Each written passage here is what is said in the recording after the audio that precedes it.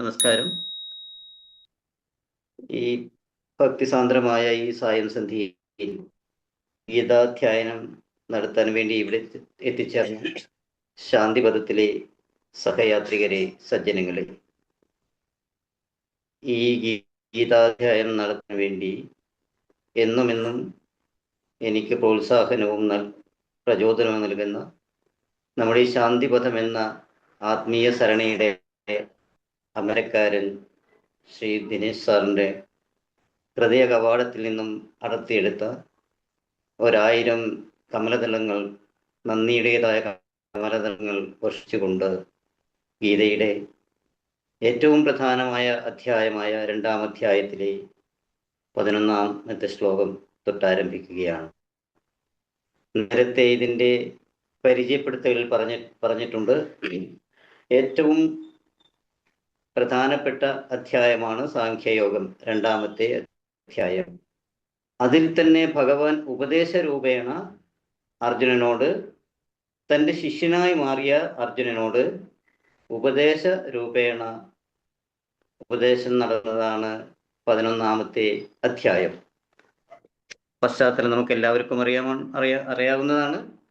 അർജുനന് എന്താണ് ചെയ്യേണ്ടത്, എന്താണ് ചെയ്യാതിരിക്കേണ്ടത് എന്ന സംശയ നിവാരണത്തിനായി ഭഗവാനോട്, താൻ ശിഷ്യത്വം സ്വീകരിക്കുന്നതാണ്, എനിക്ക് ശാന്തി മാം ത്വാം പ്രപന്നം, ഞാൻ അങ്ങയെ ശരണം പ്രാപിക്കുന്നു, അതുകൊണ്ട് എനിക്ക് ഏതാണ് ശ്രേയസ്കരമെന്ന് ഉപദേശിച്ചാലും എന്ന് പറഞ്ഞതിൻ്റെ അടിസ്ഥാനത്തിൽ ശിഷ്യനായി മാറിയ അർജുനനോട് അതുവരെ ഉണ്ടായ ബന്ധങ്ങളൊക്കെ മാറ്റിവെച്ചുകൊണ്ട് തൻ്റെ ശിഷ്യനായി മാറിയ അർജുനനോട് അർജുനൻ്റെ ഈ മാനസികമായ അവസ്ഥ കണ്ടുകൊണ്ട്, മാനസികാവസ്ഥ എല്ലാവർക്കും അറിയാവുന്നതാണല്ലോ, ഈ അവസ്ഥ കണ്ടുകൊണ്ട് ആദ്യമായി ഭഗവാൻ പറയുകയാണ്, അശോച്യാനന്യശോചസ്ത്വം. അർജുന, നീ ഇപ്പോൾ ദുഃഖിക്കുന്നുണ്ടല്ലോ, നിന്റെ ഈ ദുഃഖത്തിന് അടിസ്ഥാനമായ കാരണം അത് അടിസ്ഥാനമില്ലാത്തതാണ്. അശോച്യാനന്യശോചസ്ത്വം, നീ ദുഃഖിക്കുന്നത് ആരെക്കുറിച്ചാണോ ദുഃഖിക്കാൻ പാടില്ലാത്തത് അവരെക്കുറിച്ചാണ് ദുഃഖിക്കുന്നത്. അതുമാത്രമോ, പ്രജ്ഞാം വാദാംശ ഭാഷതേ, നീ വലിയ ബുദ്ധിമാനെ പോലെയാണ് സംസാരിക്കുന്നത്. പ്രജ്ഞാം വാദാംശ ഭാഷ്യതേ, പ്രജ്ഞാം വാദാംശ, ബുദ്ധിമാനെ പോലെ ആണ് സംസാരിക്കുന്നത്. നീ ബുദ്ധിമാനല്ല. കാരണം നിന്റെ ബുദ്ധിയിലെ ചിന്താഗതിയിൽ വന്ന അപാകതയൊക്കെ കഴിഞ്ഞ അധ്യായത്തിൽ പറഞ്ഞു കഴിഞ്ഞു. ഇനി നീ ഇപ്പോഴും സംസാരിക്കുന്നത് ബുദ്ധിമാനെ പോലെയാണ്, ബുദ്ധിമാനായിട്ടല്ല. ഗതസൂന ഗതാംസൂശ്ച നാനുശോചന്തി പണ്ഡിതാഃ, നീ ദുഃഖിക്കുന്നത് ദുഃഖിക്കാൻ പാടില്ലാത്തവരാണ്. ഇവര് ഗതാസൂനു ഗതാസുംശ്ച, ഇവിടെ വരികയും ഇവിടെ പോവുകയും ചെയ്യുന്നതാണ്. അവരെക്കുറിച്ച് പണ്ഡിതന്മാർ ദുഃഖിക്കുന്നില്ല. ആരാണ് വരുന്നത്, ആരാണ് പോകുന്നത്, എവിടെയാണ്? മറ്റെവിടെയുമല്ല, ഈ ലോകത്തിൽ അവർ വരുന്നതാണ്.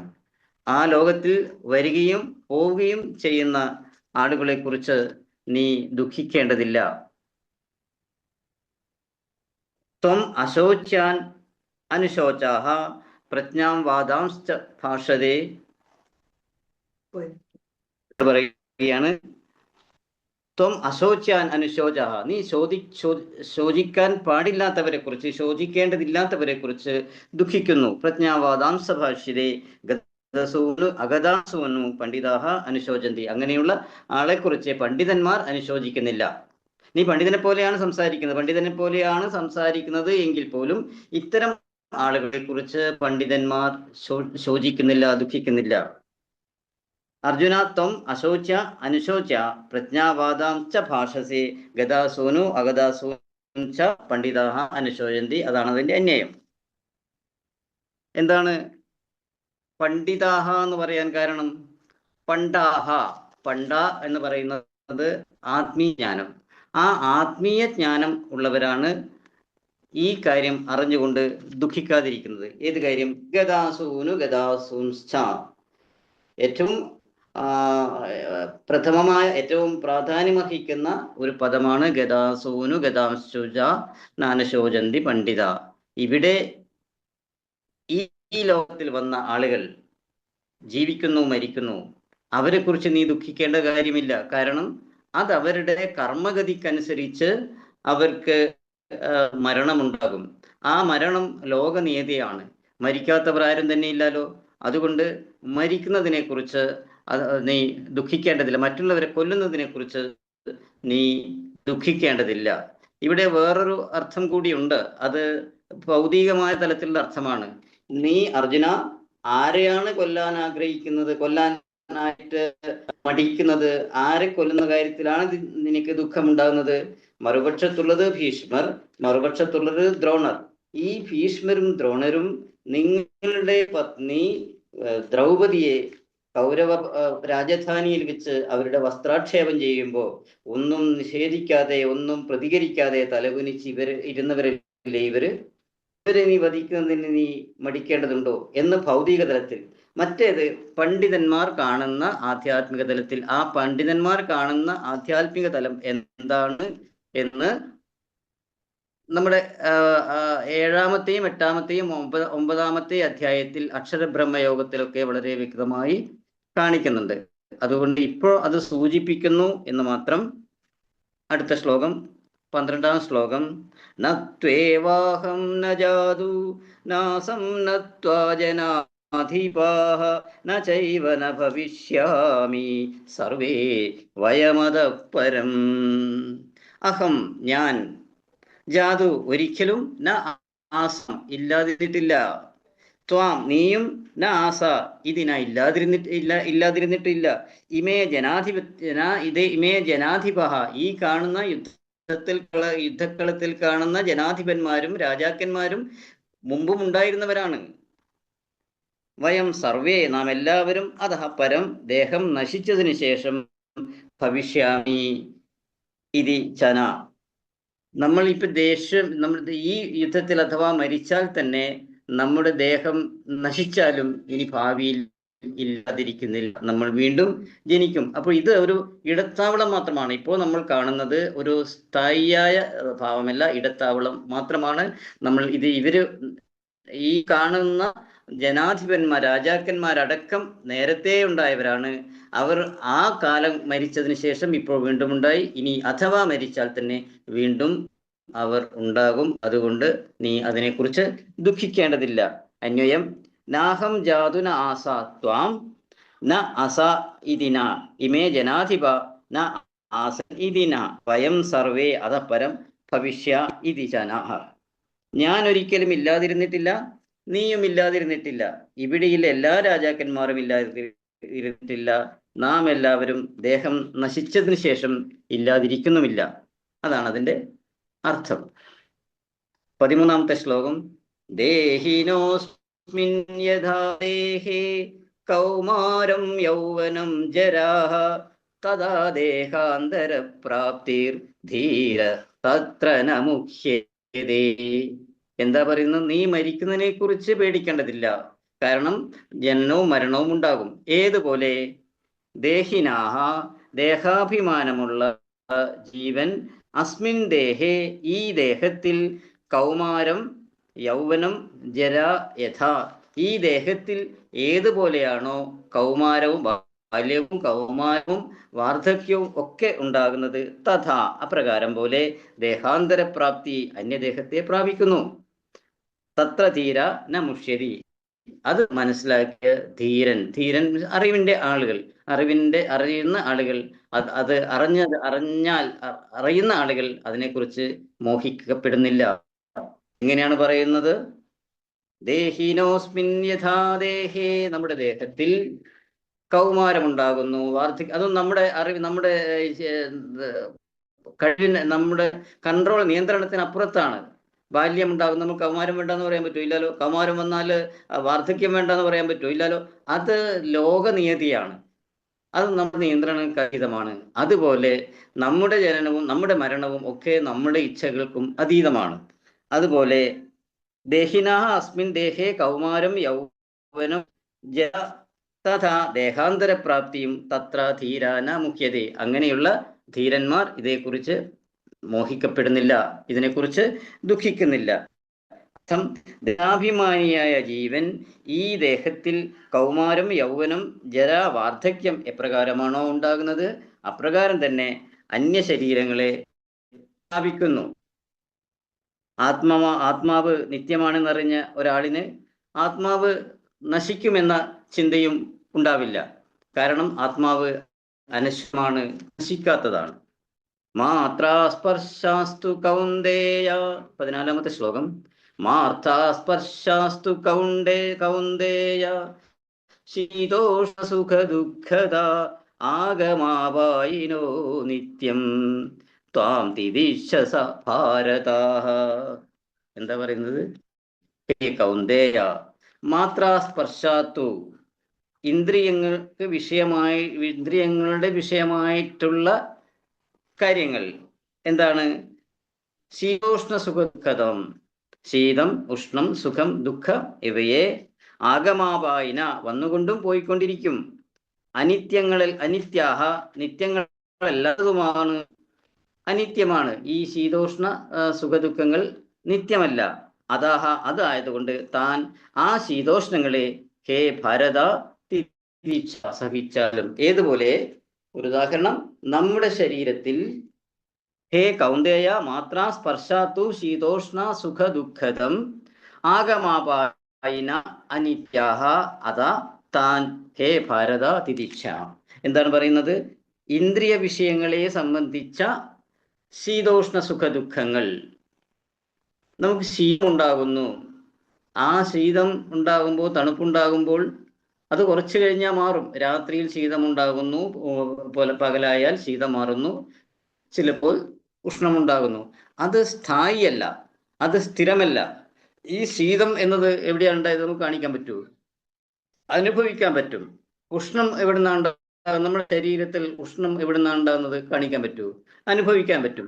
ഇതിൻ്റെ സോഴ്സസ്, ഇത് എവിടുന്നാണ് എന്നതും നമുക്ക് കാണിക്കാൻ പറ്റില്ല.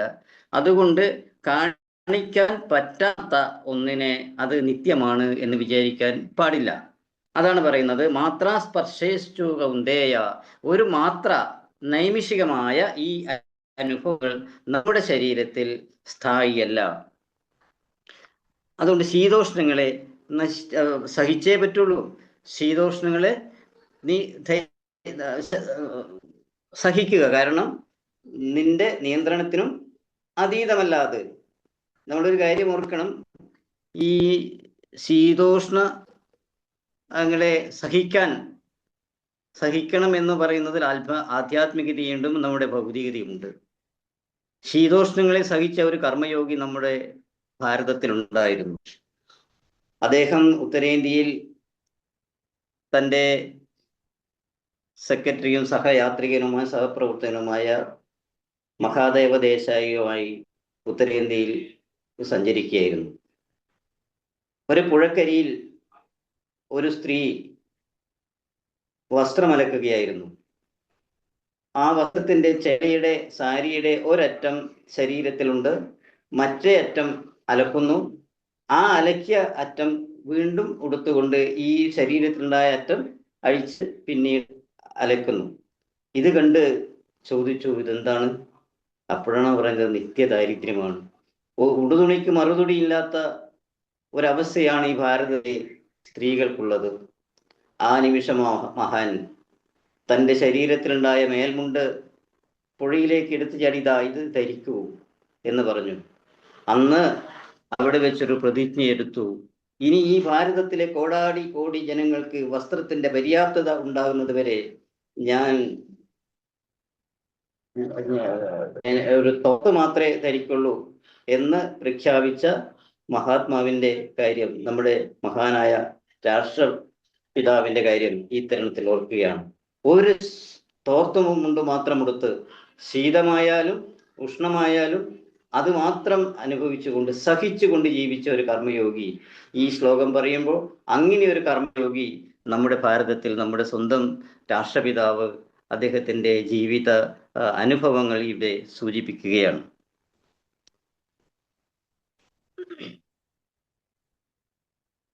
ശീതോഷ്ണ സുഖദുഃഖാദികളെ സഹിക്കണമെന്ന് പറഞ്ഞില്ലേ? അതുകൊണ്ട് എന്താണ് പ്രയോജനം? ഈ നമുക്കുണ്ടാകുന്ന മാത്ര നൈമിഷികമായ ശീതോഷ്ണ സുഖങ്ങളെ അനുഭവിച്ചുകൊണ്ട് എന്താണ് പ്രയോജനം? അതിനും ഭഗവാൻ മറുപടി പറയുകയാണ്. യം ഹിന വ്യഥയന്തേ പുരുഷം പുരുഷർഷഭ സമദുഃഖ സുഖം ധീരം സോമൃതത്വായ കൽപ്പതേ. ഹേ പുരുഷർഷഭ, അല്ലയോ പുരുഷശ്രേഷ്ഠ. അപ്പൊ ഇപ്പൊ സംബോധന ചെയ്യാൻ നോക്കൂ. ഇതിന്റെ തുടക്കത്തിൽ എന്താണ് പറഞ്ഞത്? നീ പ്രജ്ഞാം വാദാംസ്തി സംസാരിക്കുന്നു, ബുദ്ധിമാനെ പോലെ സംസാരിക്കുന്നു. ഇപ്പോഴെന്താ പറയുന്നത്? ഇപ്പം ഇതൊക്കെ കേൾക്കുന്ന ഒരു ശിഷ്യനായി മാറിയല്ലോ. അപ്പൊ ശിഷ്യനെ അങ്ങ് പുകഴ്ത്തുകയാണ്. ഈ പുരുഷർഷഭനാണ്, പുരുഷശ്രേഷ്ഠനാണ്. പുരുഷർഷഭ ഏതേ സമദുഃഖ സുഖം, ഈ സുഖദുഃഖങ്ങളെ സമമായി വിചാരിക്കുന്നവനും ധീരം വിവേകിയുമായ യം പുരുഷൻ, ഏതൊരു പുരുഷനാണോ ന വ്യഥയതി വ്യസനിക്കുന്നില്ല, ഈ സുഖദുഃഖങ്ങളുടെ മാറ്റങ്ങളിൽ വ്യസനിക്കുന്നില്ലയോ, അമൃതത്വമായ മോക്ഷത്തിന്, അങ്ങനെയുള്ളയാൾ മോക്ഷത്തിന് അർഹനാകുന്നു എന്നാണ് പ്രമാണം. ഭാരതത്തിൽ പറയുന്നുണ്ട്, സുഖാത് ഭവന്തി സുഖാനി ദുഃഖാനി ച, ദുഃഖാത് ഭവന്തി സുഖാനി, സുഖാത് ഭവന്തി ദുഃഖാനി ച, ചക്രവത് പരിവർത്തന്തേ സുഖാനി ച ദുഃഖാനി ച എന്ന് മഹാഭാരതത്തിൽ ഒരിടത്ത് പറയുന്നുണ്ട്. ഒരു സമയത്ത് ദുഃഖം വന്നാൽ അടുത്ത സമയത്ത് സുഖം വരും, സുഖം വന്നാൽ വീണ്ടും ദുഃഖം വരും. അത് ചക്രവാത് പരിവർത്തന്തേ, ചക്രം പോലെ. സുഖാനന്തരം ദുഃഖം, ദുഃഖാനന്തരം സുഖം, ചക്രവാത് പരിവർത്തന്തേ സുഖാനിച്ച ദുഃഖാനിജ എന്ന് ഭീഷ്മാചാര്യര് പാണ്ഡവരോട് ഉപദേശിക്കുന്നുണ്ട്. അത് സ്ഥായിയല്ല. നമുക്കുണ്ടാകുന്ന ഇപ്പോഴത്തെ ദുഃഖവും ഇപ്പോഴുണ്ടാകുന്ന സുഖവും സ്ഥായിയല്ല. സുഖം വന്നാൽ ഉറപ്പാണ് ദുഃഖം ഉണ്ടാകും, ദുഃഖം വന്നാൽ ഉറപ്പാണ് സുഖവും ഉണ്ടാവും. ഈ സുഖ ദുഃഖ സമ്മിശ്രമല്ലെങ്കിൽ ജീവിതത്തിന് വല്ല അർത്ഥം ഉണ്ടാവും? ജീവിതത്തിൽ വെറും സുഖം മാത്രമാണെങ്കിൽ അതിനൊരു ആസ്വാദന ഉണ്ടാവും. ജീവിതത്തിൽ വെറും ദുഃഖം മാത്രമാണെങ്കിൽ അതിനൊരു ആസ്വാദന ഉണ്ടാവും. ലോകനീതിയാണ് സുഖത്തിന് ശേഷം ദുഃഖവും ദുഃഖത്തിന് ശേഷം സുഖവും വരും എന്നുള്ളത് ലോക നിയതിയാണ്. 16ാമത്തെ ശ്ലോകം. നാസദോ വിദ്യതേ ഭാവോ നാഭാവോ വിദ്യതേ സദാ ഉഭയോരവിദൃഷ്ടാന്തസ്തനയോസ്തർഷിഭീ. അതാണ് അസത, ഇല്ലാത്തതിന്. അസത ഇല്ലാത്തത്, ഭവ ഉണ്ട് എന്ന ഭാവം. അതാണ് ഞാൻ നേരത്തെ പറഞ്ഞത്. നമ്മൾ ശീതം ഒക്കെ ഉണ്ടല്ലോ, ഉണ്ട് എന്ന ഭാവം ഉണ്ടാകും. ഉണ്ടോ എന്ന് ചോദിച്ചാൽ ഉണ്ട്. ന വിദ്യതേ ഇല്ല, അഭാവ സ്വഭാവ ഇല്ലായ്മ, ആ ഇല്ലാത്ത അവസ്ഥയിൽ നിന്നും, ന വിദ്യതേ ഇല്ലാത്ത അവസ്ഥയിൽ നിന്നും, അനയോ ഉഭയപി ഈ രണ്ടിൻ്റെയും മധ്യത്തിൽ, അന്തം തു നിയന്ത്രിക്കുന്ന നിർണയിക്കുന്ന, തത്വദർശിഭി തത്വത്തെ അറിയുന്നവരാണ്, ദൃഷ്ട തത്വത്തെ അറിയുന്നവരാണ് പണ്ഡിതന്മാർ. അപ്പൊ നേരത്തെ പറഞ്ഞ പോലെ ഉണ്ട് എന്ന് പറയപ്പെടുന്ന കാര്യം ഉണ്ടോ എന്ന് ചോദിച്ചാൽ ഉണ്ട്. ശീതം എവിടെയാന്ന് വെച്ചാൽ ശീതമുണ്ട്. തൊട്ട് കാണിക്കാൻ പറഞ്ഞാൽ തൊട്ട് കാണിക്കാൻ പറ്റില്ല. ഉഷ്ണം എന്താന്ന് വെച്ചാൽ ഉണ്ട്, ഉഷ്ണത്തെ തൊട്ട് കാണിക്കാൻ പറ്റില്ല. അങ്ങനെ ഉണ്ട് എന്നും ഇല്ലാത്തതും ഉണ്ട് എന്നും ഉള്ള നമ്മുടെ ശാരീരികമായും മാനസികമായുമുള്ള അനുഭവ വിശേഷങ്ങളെ കുറിച്ച് അറിയുന്ന ആളുകൾ, അവര് പണ്ഡിതന്മാർ. അവര് പണ്ഡിതന്മാർ മാത്രമല്ല, അവർക്ക് മോക്ഷം അറിയുന്നവരായിരിക്കും. ഈ വിജ്ഞാനമുണ്ടായാൽ, ഈ ജ്ഞാനമുണ്ടായാൽ, ഇതിനെക്കുറിച്ചുള്ള ജ്ഞാനമുണ്ടായാൽ അവര് മോക്ഷഗതിക്ക് പ്രാപ്തരും കൂടിയായിരിക്കും എന്നാണ് ഭഗവാൻ പറയുന്നത്. ഇതിന്റെ ശ്ലോകത്തിന്റെ അന്വയം അസതാ ഭവന വിദ്യതേ സദാഹ അഭാവാന വിദ്യതേ അനയോ ഉഭയോ അപി അന്തം തു തത്വദർശിഭി ദൃഷ്ട്വാഹ.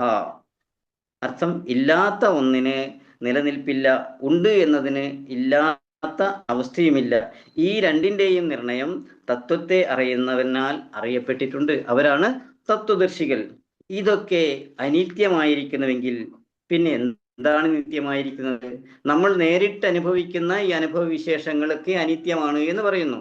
നമ്മൾ നേരിട്ട് അറിയുന്ന, നമ്മൾ നേരിട്ട് ജീവിക്കുന്ന നമ്മുടെ ജീവിതം അനിത്യമാണ് എന്ന് പറയുന്നു. അതുപോലെ തന്നെ നമുക്ക് ഇപ്പോൾ ഈ ജീവിതത്തിൽ നേരിടുന്ന സുഖമാവട്ടെ ദുഃഖമാവട്ടെ, അതുപോലെ തന്നെ ഇന്ദ്രിയങ്ങൾ അനുഭവിക്കുന്ന ഇന്ദ്രിയങ്ങളുടെ മിതമായ ശീതോഷ്ണങ്ങളാവട്ടെ, ഇത് അനിത്യമാണ് എന്നാണ് പറയുന്നത് ഭഗവാൻ. അങ്ങനെയാണെങ്കിൽ നിത്യമായിരിക്കുന്നത് എന്താ എന്ന് ഭഗവാൻ പറയുന്നു അടുത്ത ശ്ലോകത്തിൽ. ഇപ്പോൾ നിർത്തുന്നു. നന്ദി, നമസ്കാരം.